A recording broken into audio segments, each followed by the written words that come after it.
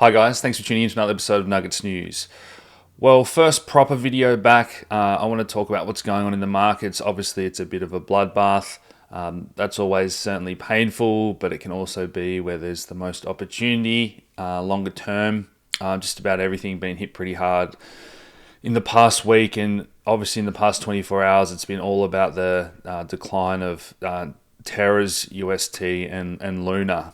Now, in the past, I've often spoke about and warned about these algorithmic stablecoins and the flaw in the mechanism design. And I'm not here to pick on any projects today because I know there's a lot of people hurting. We have seen the price rebound a little bit of the stablecoin. Luna itself is down 90-something% just today alone, and 99% in the past few days. And the problem still lies that there hasn't been a real solution presented yet. Maybe they can pull something out of the hat and rebuild. I'm not sure. I don't want to comment too much on that.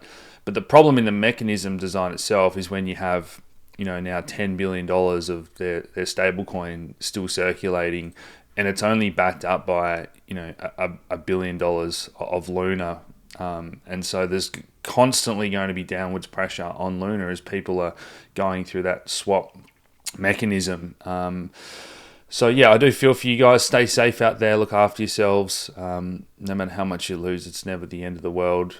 We can bounce back from that in crypto markets, and as I said, it's often opportunity longer term if you can take that perspective as well. A lot of fear out there in the market now. This seems to be a headline that's going around. Lehman Brothers moments for crypto. Whenever there is fear and capitulation, as I said, we usually get at least a bounce back. If not, they can mark temporary bottoms or long-term bottoms, and I'll talk a little bit more about that today. One other thing just to mention quickly is we did see a bit of a rush to other stable coins. So Maker, this is an hourly chart, Maker nearly doubled in a matter of hours, and it's come right back down now. I think we saw some of the other stable coins trading well above $1 on some of the exchanges, as well as people, I guess, have that flight to safety mentality. But let's get to the Bitcoin market. So this is just a daily chart here. I've got all my old indicators set back up. They are Roman's profits trading indicators. If you're interested in those, prophets.vip, a friend of the channel. So this is the daily chart here, and I like to keep it pretty simple. And we're now seeing well outside the Bollinger Bands, several days and now 6-7 weeks of red candles, which is the most we tend to ever see on Bitcoin. So we're outside the weekly and daily Bollinger Bands. Pretty big volume starting to come in. If we look at the RSI, we're down to low 30s now throughout history in bear markets. The lowest we've ever got is maybe 29, something like that. So all these things do suggest that we're going to see probably a bounce coming. We'll see how this daily closes. We might even be getting that bullish divergence that we talk about, where price goes lower, but we don't make a new low in terms of that relative strength. And we're certainly seeing that now on the 4-hour chart if we zoom in a little bit more there. So while we are losing price, the market does seem to be getting a bit stronger, starting to see some decent buying come in. Let's just check out the same here on ETH. Same again there. So I think we do have some buyers interested at this level. $2,000 round number. We've flushed $30,000 and seen some buying when we go below there in Bitcoin.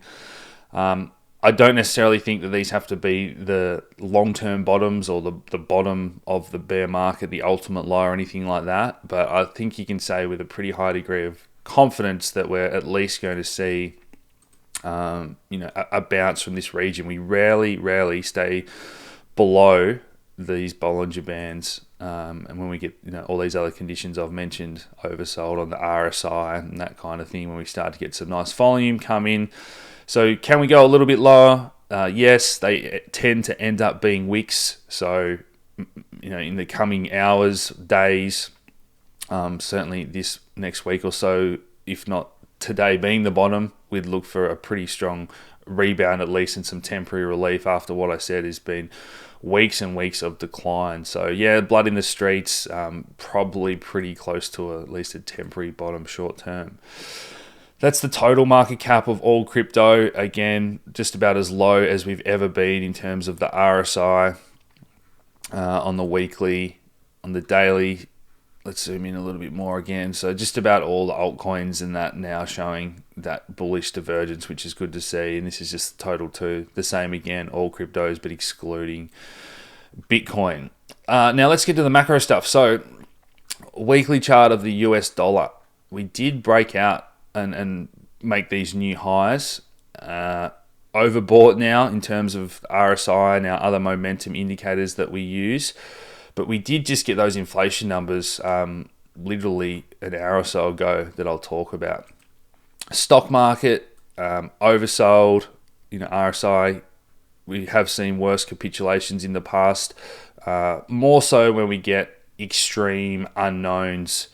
When the market gets information that it can't otherwise already have priced in or at least prepare for, that's when we get those extreme shocks to the downside. And the reason markets are going down at the moment is this fear of inflation and what's coming. And so when the numbers come out as they did today, it was a bit higher again than expected, 8.3%, but slowing down from its peak. So I think markets can now start to price in, yes, it was bad again, but we've probably seen the worst of it. It's probably not going to stay at 8% now. It may start to fall. And yeah, that does mean that the Fed, who are way behind the 8 ball here in terms of where their funds rate is, having moved once that 25 basis point hike to 0.33, while inflation is 8.5, they've got a long way to go. But I'll talk about that in a lot more detail in future, and probably the first post I want to do in our members group will be along those lines of where I see all this coming. Now, other thing to mention, good old John Williams at Shadow Stats, who calculates inflation and CPI the way that it used to be calculated all those many years ago. And consumer inflation, the start of the year already hitting that 15%, and we know we've jumped since then. So consumer inflation in terms of how it was measured, 1980, we're above 20%. And even just the official inflation numbers, 1990, however else you want to calculate them, by all these measures, they're far, far higher than what we're being told. And it is pretty crazy that how wrong a lot of these pundits have been. So I speak a lot about how these central banks have kind of lost control. Not only that, but they're behind the 8 ball. They're wrong at every turn. You don't have to look any further than Australia, where the RBA said we'll never see rates below 1.5% a couple of years ago, and then they just follow the US and go to zero. A couple of months ago, we'll be at zero, we'll be at these accommodative policies for at least a couple of years, and then sure enough, a few months later, they're completely wrong. So not only are they worse track record than flipping a coin, they're almost been wrong at every turn. And I think that's mainly because it's like a lot of the media and everything else, central bank policy has just become a propaganda confidence game where they're trying to tell people what they want to hear and try and get confidence back into the market. And to them, that's more important than actually being accurate. And I think the RBA are even further behind than the US, and they're just going to continue to copy whatever the US does. Pretty much out of control. That's about everything for today, guys. I just want to mention quickly, the website is being moved to a new hosting service. That should be up in the next day or two, so don't worry too much that our website's down.